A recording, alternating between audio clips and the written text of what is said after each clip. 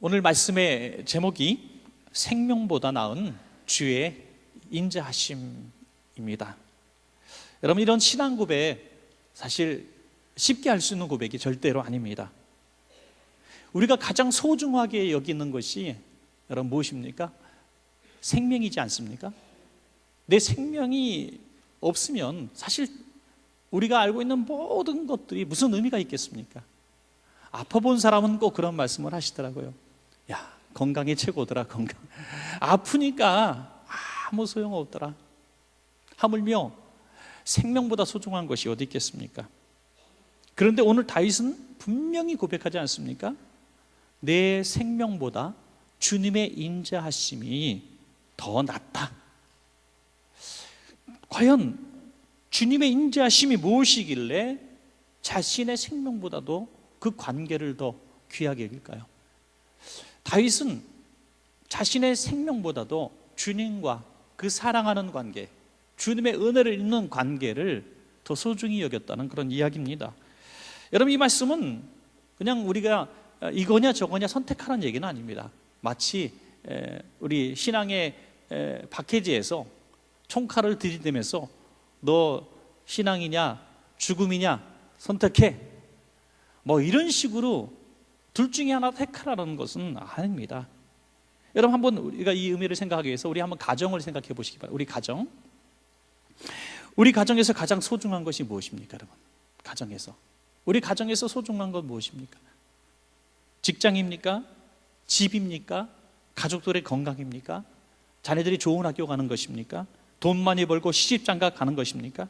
물론 다 이 가정의 행복한 가정을 이루는 요소는 될 수 있겠지만 그 모든 것들이 잘 되어도 가족이 서로 원망하고 원수가 되어지고 미워하고 저주하고 이런 가정이 되면 이것이 무슨 소용입니까? 가정이 집이 지옥인데 나름대로 다 세상에서 유명한 인물이 되면 무엇하겠느냐는 것이죠. 우리는 둘 중에 하나를 선택하라는 것은 아닙니다.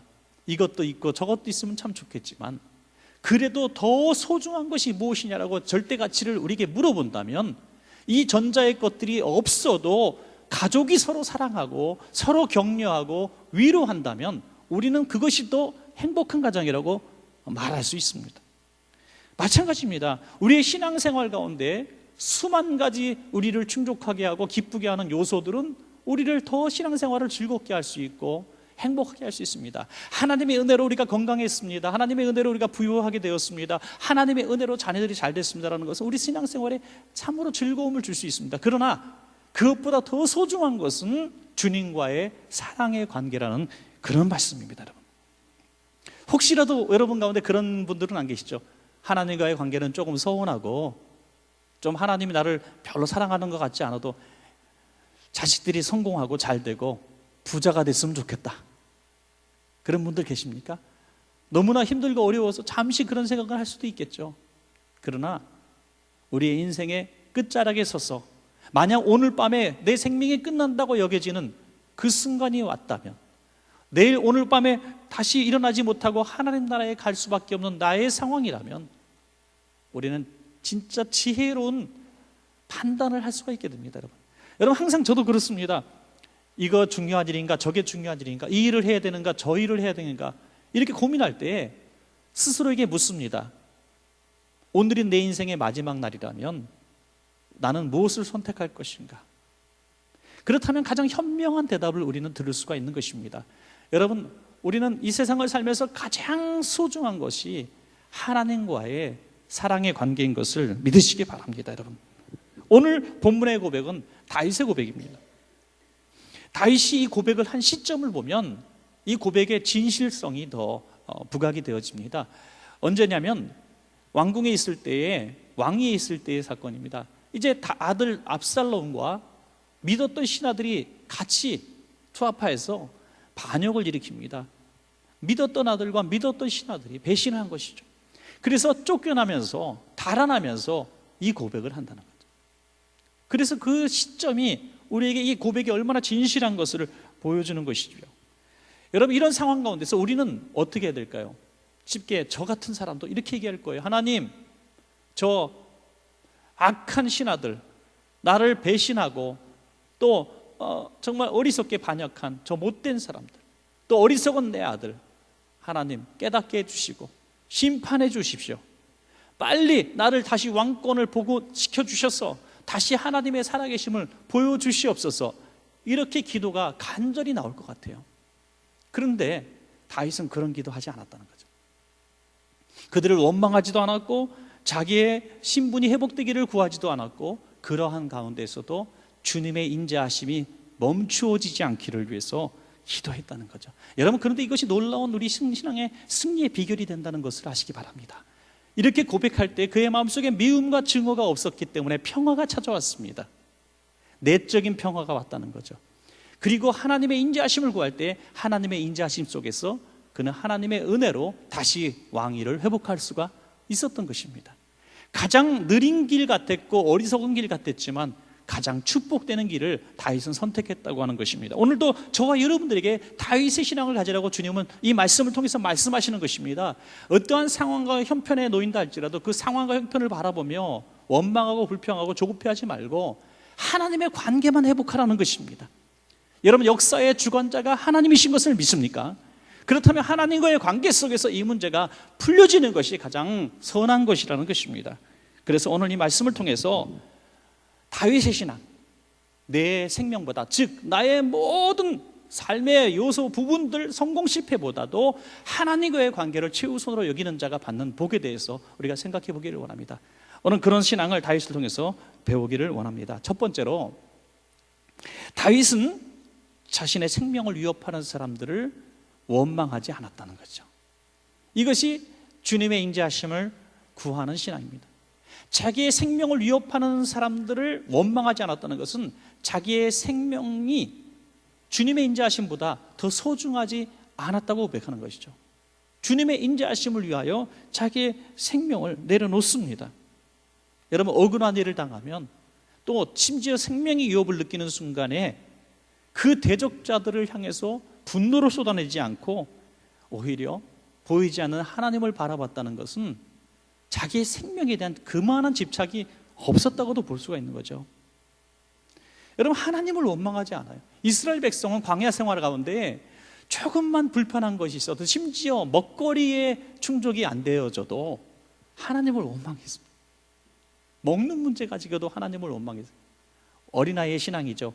우리가 신앙생활 하다 보면 그냥 건강하던 몸이 조금 아파서 병원 한번 갔는데 하나님이 나를 왜 아프게 하시는지 모르겠다고, 하나님 도무지 이해할 수 없다고, 하나님에 대해서 섭섭하다고 이렇게 얘기하는 분들이 있습니다.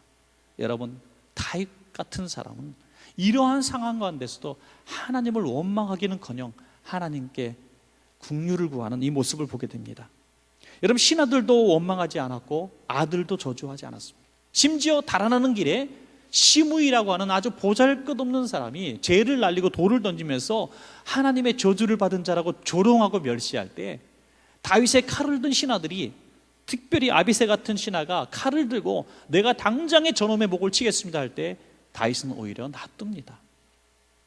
권력 있고 힘이 있고 얼마든지 그럴 힘이 있는 사람이지만 그만두게 합니다. 왜? 가만두어라. 저가 하나님의 허락하심이었으면 어떻게 나를 조롱할 수 있겠느냐. 하나님을 바라봤다는 거예요. 자기를 멸시하고 조롱하는 아무 가치 없고 당장 단칼에 제거할 수 있는 그 사람도 그 입술을 주장하신 이가 혹시 하나님은 아니실까? 그는 늘 어떤 오만 가지 상황 가운데서도 하나님을 의식했다는 것이죠. 여러분, 아비새 같은 사람은 지극히 평범한 저와 여러분들의 모델입니다. 도피 시절에 사울 왕이 그를 쫓아다닐 때 사울 왕을 죽일 수 있는 절호의 기회가 왔을 때 아비새가 그때도 이렇게 얘기합니다. 다윗이여, 내가 명령만 하시면 당장에 사울 왕의 목을 베겠습니다. 그때도 다윗은 같은 얘기를 합니다.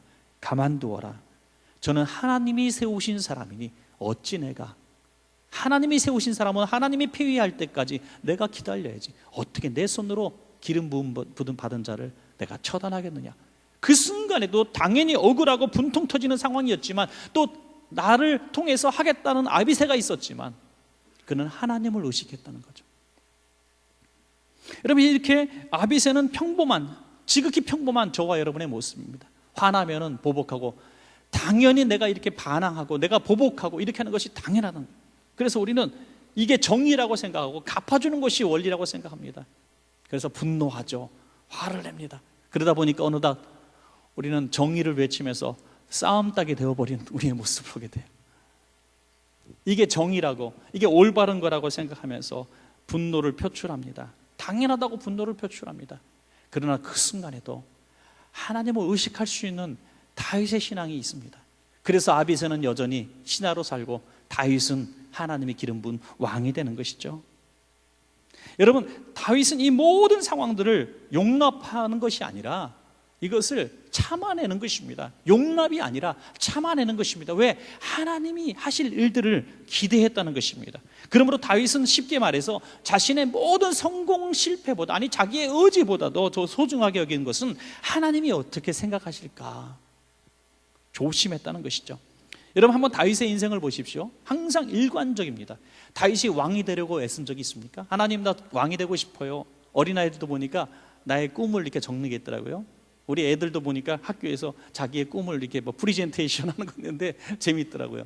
여러분, 우리의 꿈이 무엇입니까? 라고 얘기할 때 하나님, 저 이런 사람이 되고 싶어요 막 이렇게 하는데 다윗이 한 번도 나 왕 되고 싶어야 한 적이 없어요. 그런데 목동 소년이었을 때 이스라엘의 하나님을 저주하고 조롱하는 골리앗을 차마 볼 수가 없어서 하나님의 마음이 얼마나 아프실까, 하나님의 마음이 너무나 아프신 것이 속이 상해가지고 자기가 이 길이라고 생각지도 않고 목숨을 걸고 나간 거예요. 목숨을 걸고 전쟁터에서 싸워보지도 못한 그가, 동물과만 싸워본 그가 최고의 장수 골리앗과 싸운다는 것은 목숨을 내어놓은 것 아니겠습니까? 하나님의 마음을 생각했기 때문에 그가 왕이 된 것입니다. 여러분, 항상 하나님의 마음, 하나님의 생각을 했기 때문에 그는 하나님께서 세우시고 하나님이 늘 국리에 계셨던 하나님의 사람이 될 수가 있었던 것입니다. 그가 왕이 된 후에도요, 정욕에 잠깐 어두워서 밧세바를 취하고 우리아를 죽게 만든 큰 죄를 지었을 때가 있습니다. 그때 나단 선지자가 와서 책망을 합니다. 그때 인간적인 개념이라면 이것을 더 감추기 위해서, 부끄러움을 감추기 위해서 나단 선지자만 죽이면 끝났습니다. 그러나 그는 나단 선지자를 죽이려고 하지 않고 나단 선지자를 통해서 말씀하신 하나님을 두려워했다는 것이죠. 그래서 하나님 앞에 엎드려 회개하고 그가 하나님을 향해서 기도한 기도 제목이 시편 51편 11절에 나와 있습니다. 나를 주 앞에서 쫓아내지 마시며 주의 성령을 내게서 거두지 마소서. 여러분, 이런 자기의 죄의 자각을 통해서 주의 성령님이 떠나시는 것을 두려워서, 여러분, 이런 상황 가운데서 보통의 사람이라면 하나님, 나 부끄러움 당하지 않게 해주세요. 하나님, 이게 백성들에게 소문나면 나 살인죄고 간음죄 저지른 사람으로서 얼마나 부끄럽습니까? 나 왕권을 더 이상 수행할 수 없습니다. 하나님, 감추어 주시고 이번만 용서해 주세요. 이렇게 회개할 것 같은데, 자기가 왕에서 폐위가 된다 할지라도, 백성의 조롱거리 멸시거리가 된다 할지라도 그가 더 두려워했던 것은 주의 성령님이 자기에게서 떠나는 것을 두려워했다는 것입니다. 하나님과의 관계입니다. 여러분, 그래서 다윗의 위대함은 왕위에 있을 때가 아니라 목동 소년이었을 때, 도망 다닐 때, 큰 죄악을 범한 이후에 이렇게 더 아름답게 드러나게 될 수가 있었던 것입니다. 여러분, 어찌 보면 우리의 신앙의 가장 아름답고 가장 빛나는 시기는 가장 평안한 시기가 아니라 가장 위태로운 시기, 가장 큰 죄악 속에서 후회스러운 순간이 될 수도 모르겠습니다. 그 순간이 혹시 여러분 지금의 순간이라면 지금이야말로 하나님의 인자하심을 내 생명보다 소중하다고 고백할 수 있는 절호의 기회입니다, 여러분. 그러므로 말미암아 주님의 인자하심 속에서 평화를 찾으시고 이 문제를 해결받으시는 여러분 되시기를 축복합니다. 두 번째로, 다윗은 생명의 회복보다 하나님과의 관계가 회복되기를 더 바랬습니다. 지금 아들에게 쫓겨다니는 이 순간 생명의 위협을 느꼈을 겁니다. 그때 자기가 다시 왕궁에 돌아가고 생명을 유지하는 그것을 바라보기보다 하나님과의 멀어진 관계가 다시 회복되기를 더 원했다는 거죠. 그것은 자기가 이런 고통을 당하고 왕궁에서 쫓겨나게 되고 아들이 반역하게 된 이런 모든 상황들이 자기의 죄악 때문이라고 하는 것을 깨달았다고 하는 것이죠. 하나님으로부터 멀어진 자기의 죄 때문에 이 모든 일이 이루어졌다는 것을 깨달았기 때문에 하나님, 나는 왕궁에 돌아가는 것이 우선이 아니라 하나님 앞에 회개하고 하나님과의 관계가 회복되는 것이 우선입니다 하는 거죠.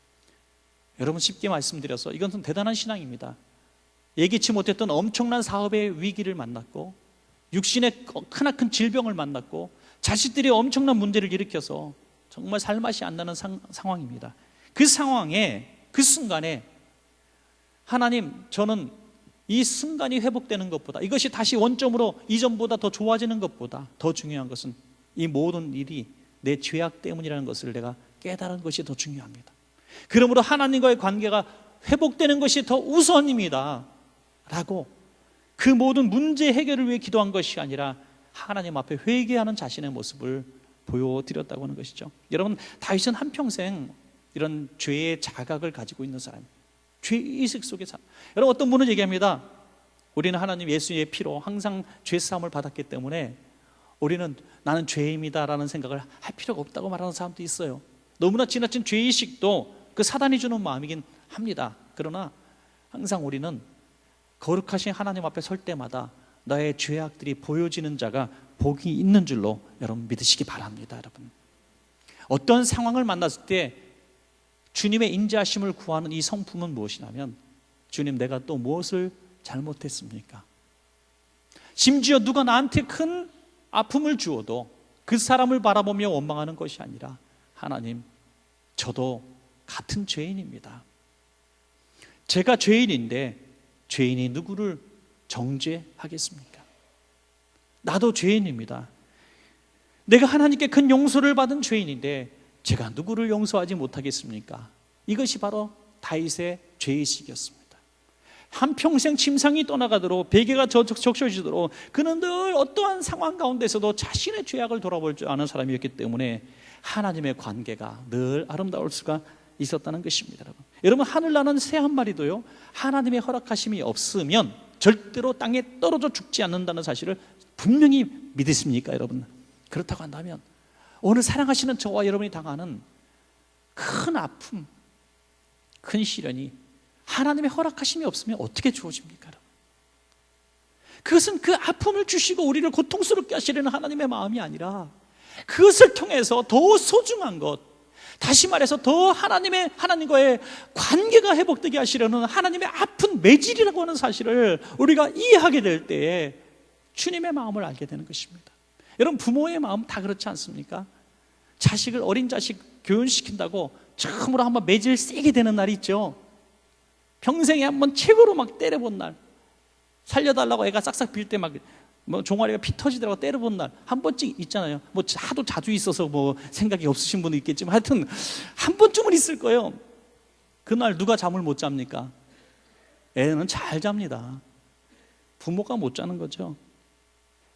여러분, 그 부모와 자식 간의 관계는 평생 풀 수 없는 이 관계인 것 같아요. 부모는 10가지 잘해주고 한 가지 못해준 거 있다면 한 가지 못해준 것이 평생 못이 됩니다. 그래서 숨이 끊어지는 그 순간에 아들 손, 딸 손 붙들고 내가 그거 못해준 거 미안해 하고 돌아가시는 게 부모예요. 그런데 자식은 10가지를 받고 10가지를 기억하는 게 아니라 한 가지 서운한 거, 그거를 기억한다는 거죠.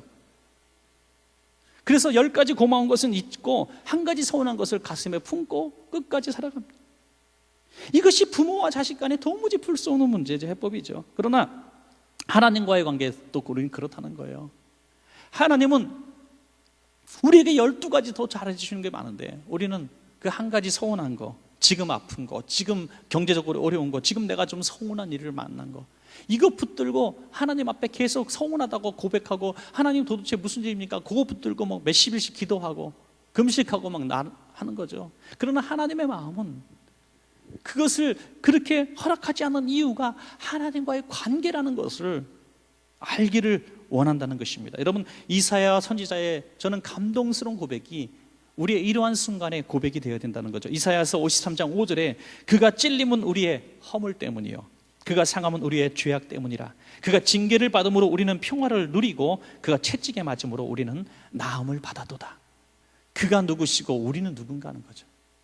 그분은 우리 위해서 다 희생하신 분이고 우리는 그분의 것들을 다 받은 사람이라는 거죠. 그러므로 하나님과의 관계가 얼마나 소중한 것인가 하는 거죠. 여러분, 인자라고 하는 오늘 단어가 나왔는데, 인자라고 하는 뜻의 표현은 은혜란 것과 비슷합니다. 받을 자격 없는 자에게 주시는 자비입니다. 받을 자격이 없는 자에게. 부모가 자식을 향해서 인자함 보이는 거죠. 아, 그분 참 인자하셔요. 그 인자하심의 수준이 아닙니다. 자격 없는 자에게 주시는 은혜와 같은 것이죠. 여러분, 우리가 하나님을 때때로 원망하고 하나님께 의문을 제기하고 하나님 그러실 수 없습니다 라고 서운함을 토로하는 것은 하나님보다 내 생명을 우선시 여겼기 때문. 하나님과의 관계를 더 내 생명보다 우선시 여기는 사람은 내 죄악을 돌아보게 된다는 것입니다. 여러분, 어떠한 상황 가운데서도 내 생명의 회복, 즉 경제적인 회복, 건강의 회복, 가정의 회복보다도 이 사건을 통해서, 이 아픔을 통해서 하나님과의 관계 회복을 원하는 사람이 생명의 회복보다 관계 회복을 원하는 다윗의 신앙이라고 하는 것입니다. 여러분, 어떠한 문제를 만났을 때에도 그 문제의 해결을 원하는 자기 생명을 사랑하는 자들이 되지 마시고, 그 문제들을 허락하신 이유를 하나님으로부터 발견하고 하나님께 돌아가는, 회개하고 회복되어지는, 성령님을 다시 회복하시는 우리가 되어야 될 것입니다. 시편 119편 71편에 1절에 고난당한 것이 내게 유익이라, 이로 말미암아 내가 주의 율례들을 배우게 되었나이다. 왜요? 주님이 주신 고난에는 회복의 은혜가 있기 때문입니다. 마지막 세 번째로, 다윗은 주님의 인자하심을 받기 위해서 자기의 생명을 걸고 예배했습니다. 여러분, 내 생명보다 주의 인자심을 구하는 증거는 생명을, 예배를 위해서 걸었다는 거죠. 예배를 생명을 얻기 위해서 한 것이 아니라 예배 자체를 위해서 생명을 걸었다는 거죠. 여러분, 이 말씀 뭡니까? 우리가 오늘날 수많은 예배를 하고 기도하고 헌신을 합니다만 그것이 내 생명의 보장과 생명의 축복을 위해서 예배하는 자들이 너무나 많다는 거예요. 내가 오늘 예배 안 드리면 하나님께 벌 받을 거야. 내가 예배하니까 모든 사업이 잘 되는 거지. 내가 예배 꼭 드리고 내가 11조 꼬박꼬박 잘 바치면 내가 그래도 하나님의 은혜로 생활비 또박또박 하나님이 주시고 그래도 내가 평안한 삶을 사는 거지 라면서 내 생명의 존속을 위한 보장을 얻기 위하여 예배를 사용한다는 겁니다. 그것이 아닙니다. 목적을 위한 예배가 아닌 예배를 위한 예배자가 되라는 것이죠. 할렐루야. 목적을 위한 예배, 나의 생명을 위한 예배가 아니라 하나님을 위하여 나의 생명을 드리라는 것입니다. 그것이 예배라는 것이죠. 다윗은 자기의 생명의 위태함을 경험하는 그 순간에도 생명을 초기와 같이 버리며 예배자의 신앙을 우리에게 보여주고 있는 것입니다. 여러분, 오늘 이 시대는 정말 교회의 위기입니다. 예배의 위기에서 온다고 저는 생각합니다. 교회의 위기는 예배의 위기입니다.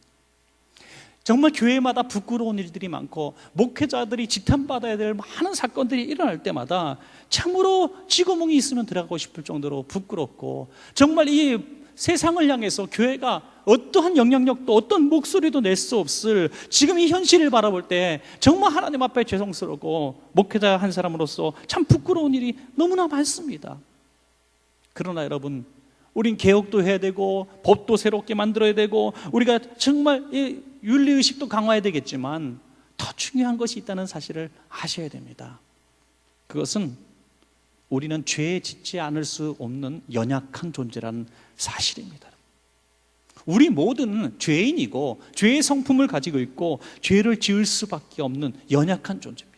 우리가 아무리 소원을 하고 결심을 하고 또 소원을 하고 또 기도를 하고 또 결심을 해도 우리는 죄를 지을 수밖에 없습니다. 그러니 서약을 하고 선서를 한 듯 법을 세운 듯 무슨 소용이 있습니까? 우리가 이 모든 문제를 안고 생명을 오고 붙잡아야 될 것은 법이 아니고 윤리교육이 아니라 하나님 앞에 예배인 것입니다. 여러분, 예배는 우리가 죄인이기 때문에 드려야만 하는 것입니다. 여러분은 구약의 모든 제사, 또 광야의 성막, 또 신약의 성전, 오늘날 예배당의 모든 예배의 가장 중요한 의미는 무엇입니까? 예수 그리스도의 보배로운 피에 구속함을 얻는, 죄사함을 얻는 이 모든 절차인 것입니다. 여러분, 우리의 예배를 통해서 우리는 죄사함의 은혜를 만끽하고 누리는 것입니다. 그러므로 예배의 본질은 하나님의 은혜로 우리가 다시 거듭나게 되는 것을 체험하는 것이 예배의 아름다운 본질인 것입니다. 그러므로 다윗은 예배의 본질을 놓치지 않았습니다. 내 생명을 조개같이 버린다 할지라도 예배를 포기하지 않을 수 있었던 것입니다. 여러분, 쫓겨나는 신세가 되었을 때도 그의 눈은 왕궁을 바라보지 않았다는 거예요. 그의 눈은 어디를 바라봤습니까? 시편 63편 2절에 보니까 내가 주의 권능과 영광을 보기 위하여 이와 같이 성소에서 주를 바라봐요. 주님이 계신 성전을 바라봤다는 거예요. 왕궁을 바라본 것이 아닙니다. 그의 입술은 어땠습니까? 아들을 원망하거나 반역자를 원망한 것이 아니라 시편 63편 4절에 이름으로 나의 평생의 주를 성축하며 주의 이름으로 말미암아 나의 손을 들리이다. 주님을 향해서 찬양했다는 거예요. 여러분, 우리가 예배할 때만 오늘도 정말 성령님 우리 이 자리에 오십시오라고 초청하면서 두 손 들고 찬양하지 않았습니까? 그 모습 속에서 우리가 지금 수만 가지 기도 제목이 꽉 차 있음에도 불구하고 우리가 정말 이 시간에 소중한 것은 성령님 나에게 오십시오, 이렇게 고백할 수 있었기 때문에 도망가는 생명에 유혹받는 그 순간에도 나의 생명보다도 주님의 인자하심, 주의 성령님이 더 사모되어집니다라고 기도할 수 있었던 것입니다. 여러분, 우리가 예배할 때마다, 아니 우리 생애를 통해서 이 다윗과 같은 영적인 갈망이 식지 않기를 원합니다. 어떤 성공한 사람이 얘기합니다. 나는 항상 배고프다. 그래서 성공을 향해서 아직 만족하지 못한다. 여러분, 그렇습니다. 우리는 성령의 갈급함 속에서 만족함이 없어야 돼요. 시편 42편 1절에 3절 보니까 하나님이여 사슴이 시냇물 찾기에 갈급함같이 내 영혼이 주를 찾기에 갈급하나이다 그랬습니다. 그 뒤에 있는 말씀 뭐 읽지 않아도 다 아시죠? 내가 영혼이 주님을 찾기에 갈급합니다. 목마른 사슴처럼. 여러분, 예배할 때마다 그냥 예배 한 시간 그냥 때우는 것이 아니라 오늘도 성령님을 갈망하셔야 됩니다. 목마른 사슴처럼 주님의 은혜를 갈망하고 주님의 인자심을 갈망해서 주님의 성령 속에 충만하게 사로잡혀서 또 한 주간 주님의 은혜 속에 살아야 합니다.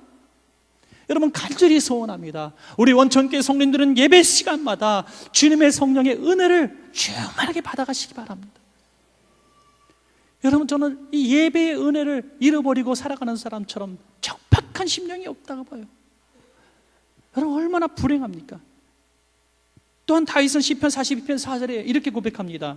내가 전에 성리를 지키는 무리와 동행하여 기쁨과 감사의 소리를 내며 그들을 하나님의 집으로 인도하였더니 이제 이 일을 기억하고 내 마음이 상하는도다. 다윗은 늘 함께 예배하는 예배의 무리들이 있었습니다. 우리 원천교회 성도님들 이렇게 있다는 거예요. 구역 예배 같이 드리는 우리의 친구들, 우리 예배할 때 같이 드리는 우리 기관 식구들, 교구 식구들, 나를 전도해 주신 분, 내가 또 전도한 우리 성도님들, 내 친구들, 정말 오랫동안 10년, 20년 같이 신앙 생활, 나의 신앙의 동료들. 여러분, 교회는 그들과 함께 예배하는 추억이 어린 곳입니다. 그런데 그들과의 관계가 소원해지고 원수가 되어지고 다툼이 있게 될 때 우린 예배에 성령의 기름 부심이 멈추어지게 된다는 거죠. 여러분, 우리 예배는 정말 소중한 것이 있습니다. 그것은 하나님과의 관계에 형통하고 성도 간의 관계가 형통해야 될 줄로 믿으시기 바랍니다. 그래서 예배 오는 자리가 행복해야 돼요. 예배 드리는 자리가 하나님도 만나고 성도님들 만나는 즐거움이 있어야 됩니다. 예배 하나님께 예배 드리면 되는 거지 뭐. 내가 하나님 앞에 그냥 예배하고 내 의무를 다하고 그냥 가면 되는 거지 뭐. 이렇게 생각하는 분은 내 세포가, 영적 세포가 죽어가는데도 깨닫지 못하는 분, 목이 마른데도 목이 마른 줄 모르는 영적인 무감각 속에 있는 분들입니다. 이런 분들은 나중에 몇 주간 예배를 드리지 않아도 갈급함이 없을 거예요. 그러나 여러분, 다윗과 같은 사람은, 하나님의 관계를 자기 생명보다 소중하게 여기는 사람은 형식적인 예배에는 예배의 목마름이, 갈증이 목이 타들어가는 것처럼 고통스러움을 느끼는 사람입니다. 여러분, 예배 때마다 주의 성령의 생수를 누리고 성도들과 함께 즐거워하는 예배의 축제가 끊어지지 않는 우리가 되어지시기를 주의 이름으로 축원합니다. 여러분, 마지막 한 말씀만 드리고 말씀을 정리하겠습니다. 안산에서 목회하시는 우리 고목사님이란 분이 계신데요, 저도 여러 번 뵈었지만 참 병자같이 약하신 분이에요. 어떻게 저 몸을 가지고 목회를 그렇게 힘있게 하실까 할 정도로 의문이 생길 정도로 정말 약하신 분입니다. 젊었을 때부터 줄곧 폐병, 암병 같은 병을 달고 사신 분이 종합병원입니다. 종합병원. 성전 건축을 하려고 할 때에도 갑자기 그 폐혈증이 와서 혈압이 30 이하로 떨어졌습니다. 그래서 병원에 입원하셨는데 일어났다 깨었다를 반복해서 의식을 찾지 못하고 있었습니다. 그때 하나님께 이렇게 기도했대요. 하나님, 성전을 짓고 갈까요? 지금 요단강 건너갈까요? 네. 그렇게 숨이 끊어질 것 같은 고통이 밀려오고 의식이 가물가물해질 때 성경 말씀 한 구절이 떠오르랍니다. 시편 81편 1절에 나의 힘이신 여호와여 내가 주를 사랑하나이다. 근데 의식이, 여러분 그런 고통을 겪어보신 분들은 알겠지만 가물가물할 때는요, 요 짧은 구절이 처음부터 끝까지 읽어지지 않아요. 나의 힘이신 여호와여 하고 딱 의식을 잃어버리다가 깨어나면 다시 또 나의 힘이신, 또 의식을 잃어, 이렇게 된. 이 목사님 그랬대요. 요 짧은 구절을 의식을 가지고 똑바로 한 줄을 읽지 못했대요. 그 정도로 의식이 가물가물할 때, 그래서 이 구절이 외워지지 않았대요. 너무나 속이 상해서 한마디 짧게 얘기했대요. 주님 사랑합니다. 주님 사랑합니다. 주님 사랑합니다. 계속해서 단문으로 주님 앞에 사랑을 고백할 때 갑자기 가슴이 뻥 뚫리는 것 같이 정신이 확 들어오더라는 거예요. 그래서 자리에서 벌떡 일어나니까 간호사고 의사고 뭐 보호자들도 깜짝 놀래가지고 이런 일이 어떻게 일어나는가 하고 정말 그 이후로 급속도로 회복되어져서 지금 성전도 엄청나게 짓고 큰 부흥을 이루셨습니다. 여러분 나 아파요. 빨리 낫게 해주세요. 나 성전 지어야 됩니다. 하나님, 내가 죽으면 교인들이 목사가 성전 짓다가 죽었다고 얼마나 조롱하겠습니까? 참 믿지 않는 사람들이 얼마나 교회를 오만 가지 복잡한 생각하지 않았어요. 어찌 보면 우리가 드리는 모든 기도에는 이기성이 있어요. 하나님, 내가 이 일을 성공해야만 합니다. 내가 안 하면 안 합니까? 아니에요. 아닙니다. 하나님 편에서는 그것이 성공일 수도 있는 거죠.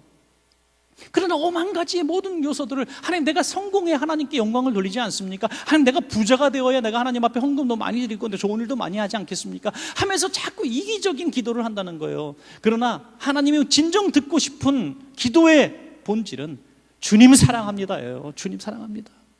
주님 사랑합니다. 그것이 내 생명보다 주님의 인자하심을 구하는, 주님이 그렇게 소원하시는 기도 제목인 줄로 믿습니다. 여러분, 말씀을 맺겠습니다. 다윗은 한평생 수많은 인생의 역경을 겪은 사람이지만 그때마다 순간순간마다 자신의 생명, 다시 말해서 자기의 성공과 안일과 회복을 위해서 기도한 사람이 아니라 그때마다 주님의 모습을 그렸다는 거죠. 주님의 마음이 무엇인지, 주님의 생각이 무엇인지, 내가 주님으로부터 떠난 것은 아닌지, 그랬기 때문에 오늘 세 가지 모습을 보였어요.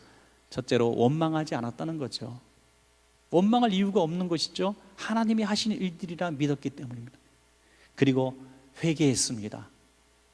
내 문제, 생명의 회복보다 소중한 것이 관계 회복이라는 것을 알았기 때문이죠.